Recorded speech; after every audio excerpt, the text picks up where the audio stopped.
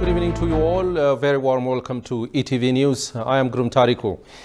Prime Minister Abiy Ahmed said the Great Ethiopian Run has been contributing a lot to maintaining and promoting peace and unity among Ethiopians over the last 20 years. The Premier made the remark in a statement on Facebook post in connection with the 21st edition of Great Ethiopian Run held today in Addis Ababa. Ethiopia is marching to ensure civilization, peace, tolerance and unity and reconciliation by dodging poverty, conflict and war, Abiy said. Since Ethiopia is competing with the world, it has to be ready to be competent without spending time. He added, Prime Minister Abiy stated that the Great Ethiopian Run is playing a great role in enhancing unity and peace among Ethiopians by bringing thousands of Ethiopians to run for peace, love and partnership over the last 20 years. The event has been creating harmony among all Ethiopians, irrespective of their religion, political view and ethnic background, Abiy stated. Abiy also highlighted the legendary athlete Haile Gebrselasse's success. Haile made Ethiopia proud at international venue. He has been exemplary to several young Ethiopian athletes. Abiy said, the Premier said the athlete has also been model in how to convert money obtained through efforts into effective investment. He said Haile is not only athlete, but also a good advisor, a negotiator who does not tolerate when his country is belittled. Ethiopia needs millions like Haile, Abiy pointed out. The Great Ethiopian Run has been bringing together citizens who could not be able to celebrate religious holidays and other ethnic-based national events together, the Premier said.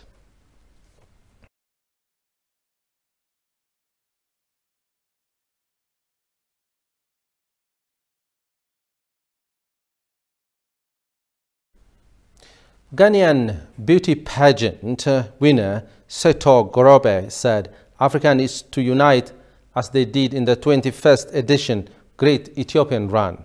The Great Ethiopian Run 10-kilometer race has taken place today in Addis Ababa. Goshu Melissa has more on this. The 21st edition Great Ethiopian Run has taken place in Addis Ababa. Over 25,000 people, including celebrities, diplomats of several countries, invited guests and renowned athletes have taken part in this grand event. In men's race, Gammachuu Dida, Getana Molla and Boki Diriba have finished the contest first to third respectively. Yalam Zerf Yohalaw, Girmait Gebreግዚአብሔር and Melknat Urdu have completed the men's race from first to third respectively. Ghanaian beauty pageant winner Seto Norgu, who appeared on the occasion, said Africans need to unite as they did in this grand event. That seems to bring people together. Today we saw a lot of people together. So just like sports that brings people together, let's come together as Africans and be united as one to support each other. From Ethiopia to Ghana to South Africa to the countries on the north, we must all come together to push African unity because we are one Africa and we are one people. Winner of the Great Run Gammachuu Dida said the event is an important opportunity to new athletes. The Great Ethiopian Run is an important platform to see new athletes. Various athletes in rural area face various problems to join the athletics team, but here they participate without any expense. The event also helps build confidence. Even though the race was challenging, the event was colorful, participants said. This year's Great Ethiopian Run is very interesting. Even though the road was a little steep, the race was really awesome. We gathered here to participate in the Great Ethiopian Run. We had a wonderful time here. We have finished the race successfully. Winners who stood first to third awarded 100,000 birr, 50,000 birr and 25,000 birr respectively. Ethiopia is the home for great runners like Abebe Bikila, Haile Gebrselassie, Derartu Tullu, Qananiisa Beqqele and other legendary athletes. These are the winners.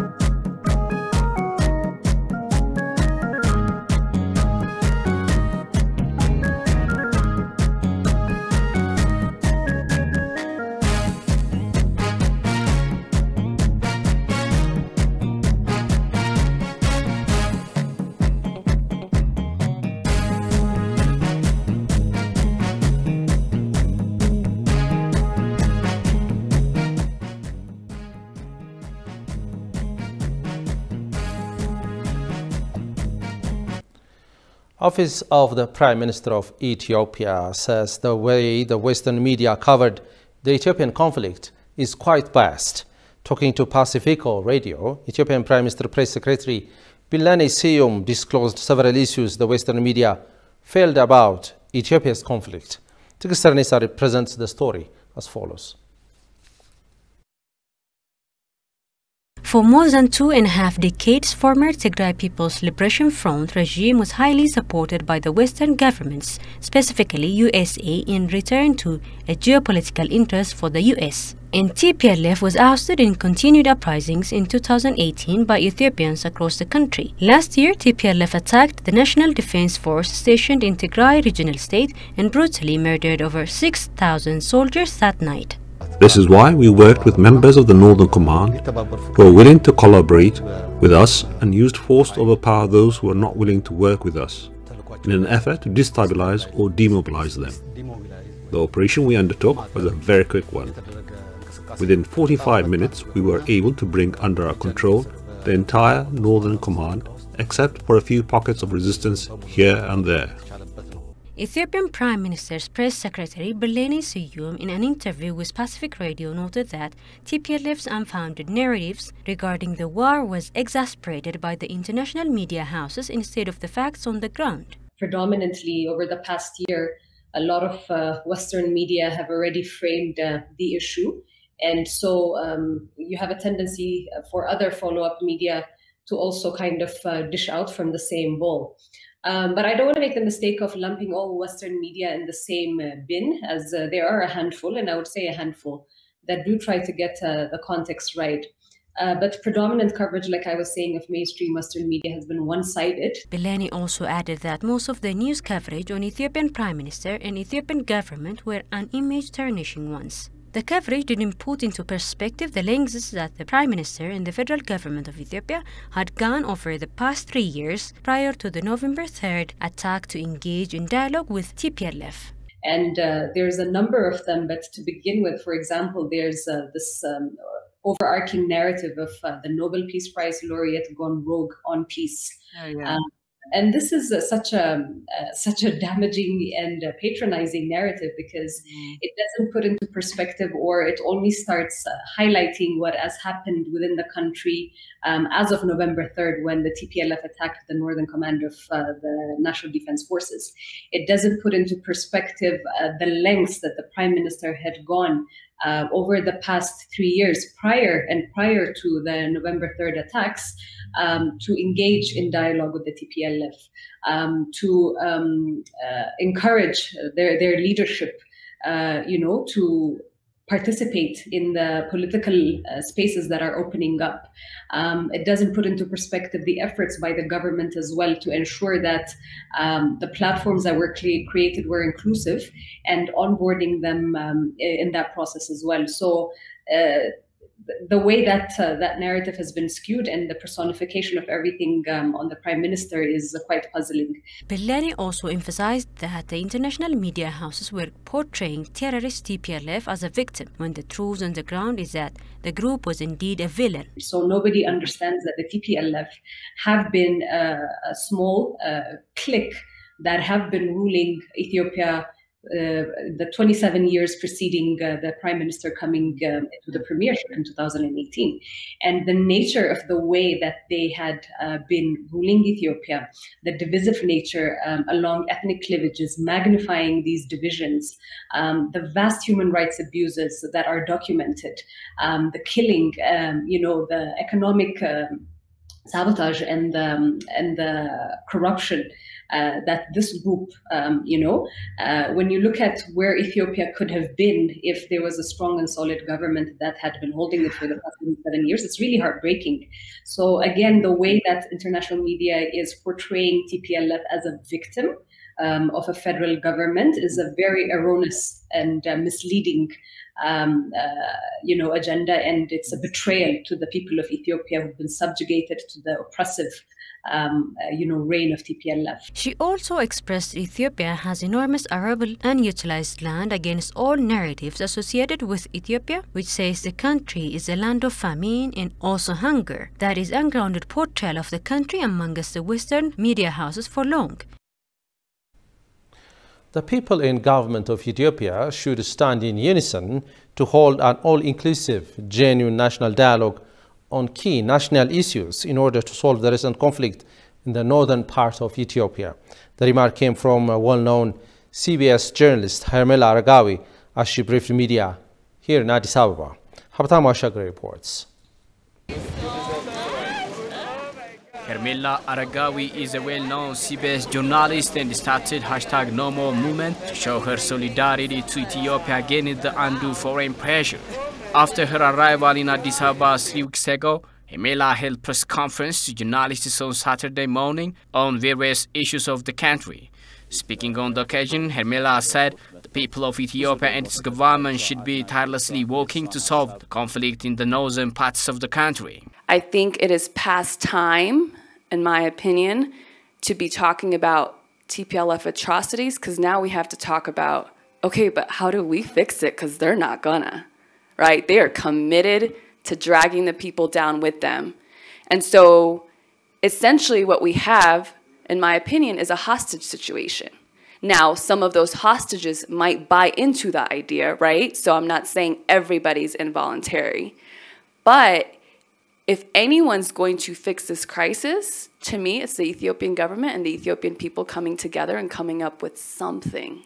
Regarding the current national dialogue, Hermela hoped it will hold an all-inclusive, genuine national dialogue to reach consensus on key national issues. I just hope the best for everybody that's involved, and I hope they use their wisdom and any capacity that they have.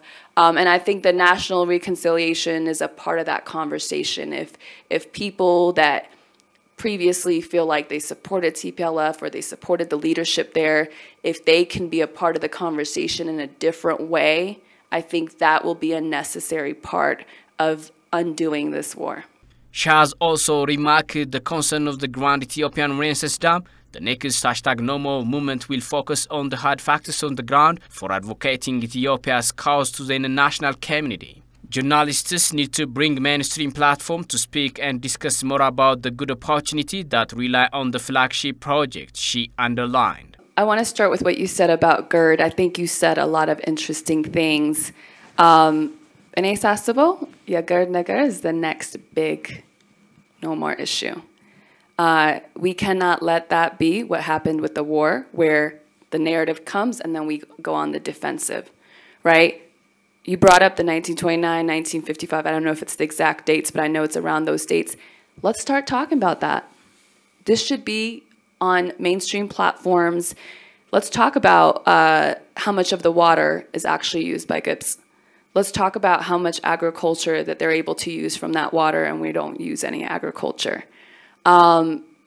There's so many points of conversation to have there, and we cannot wait to be on the defensive again. That's my personal project too. Hermela calls upon journalists to do more in stabilizing the black propaganda that will be propagated by foreign countries in the near future. GERD is really on its way to actually opening. I think as journalists, we should all be paying attention to that. What went into making this happen? How is this going to change the lives of people here? There are probably a million stories we could do around GERD, and we need to start doing it now. Why? As soon as it opens, there's going to be an entire propaganda coming from the outside, from actors that don't want us to have it. So just the way that with No More, we thought, okay, this 1-year anniversary is coming, what can we do? We have to think the same way about, okay, GERD is probably going to open in the near future. What can we do to go on the offensive? We can talk about the people that work in those areas whose lives have been changed by the jobs that have been created. We can talk about what the energy is going to do for the people here. We can talk about how this is going to change the lives of women and mothers. Presenting accurate and proper information is also critical to fight the foreign media outlets, Hermela stressed.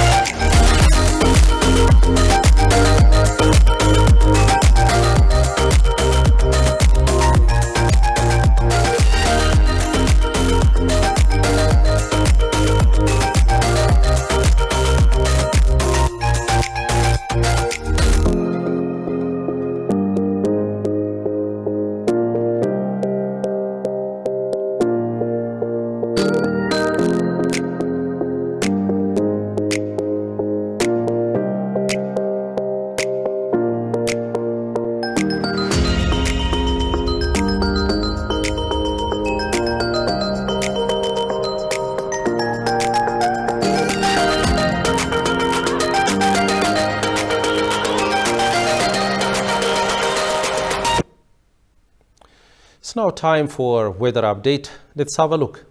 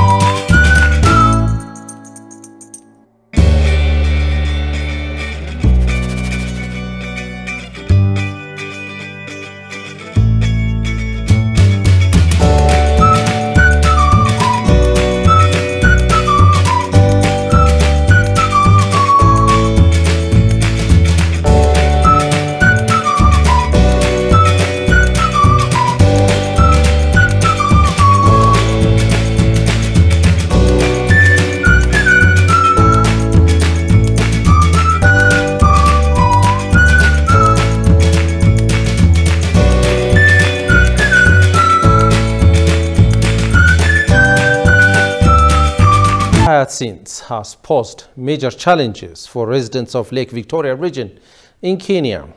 The invasive weed has not only polluted water but also made it tough for residents, fishermen and transporters to access the lake. But while many see hyacinths as a curse, one man has found an opportunity in it. Frederick Oyango is a craftsman that uses hyacinths to create various items including furniture and other household necessities. Take a look at the following file from CGTN. The process we start from harvesting from the riverside, from the lakeside, sorry. Sometimes it looks scary, but you just have to take heart to harvest it. So you go there, you uproot it, then you cut, you differentiate the roots and the leaves, then you only remain with the stem. So you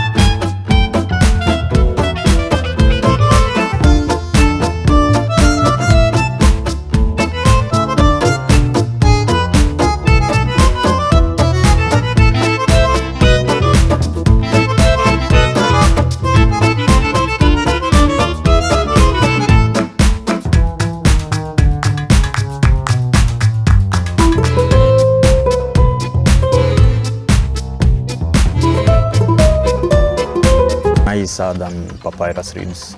Yeah, so the response of hyacinth is much higher than papyrus. Yeah. So since we adventure in hyacinth, it has really make the. When we do this, I think it's helping a lot of people. Yeah, because the water remains clean right now, and even other people are consuming it, are using the water freely without any. Yeah. Over now to reminder of the headlines. Also, the Prime Minister of Ethiopia says the way the Western media covered the Ethiopian conflict is quite biased.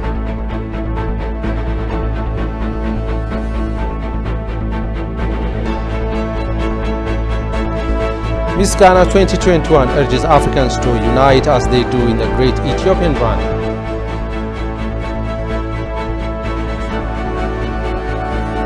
Well, you have been watching ETV News. Thanks for joining us and have a pleasant evening.